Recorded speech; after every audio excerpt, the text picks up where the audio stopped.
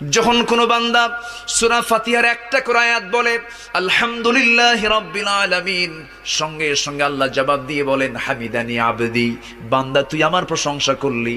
আর রহমানির রহিম যখন বলে আল্লাহ বলেন আসনা আলাইয়া আবদি। মালিক ইয়াউমিদ্দিন যখন বলে আল্লাহ বলেন মাজ্জাদানি আবদি। এরপরে যখন বলে ইয়াকা না'বুদু ওয়া ইয়াকা নাস্তাঈন পর্যন্ত যখন বলে আল্লাহ বলেন বান্দারে তুই আমার কাছে কি চাস, প্রাণ খুলে চারে বান্দা। ইহদিনাস সিরাতাল মুস্তাকিম থেকে শুরু করে নিয়া ওয়ালাদ-দাল্লিন পর্যন্ত যখন বান্দা বলে তখন আল্লাহ বলেন বান্দা নামাজের মধ্যে এমন প্রেমের খেলা খেললি বান্দা, তুই যা চাইলি সব আমি আল্লাহ কবুল করলাম। ওই বান্দা যখন রুকুতে যায় আল্লাহ তখন অস্থির হন।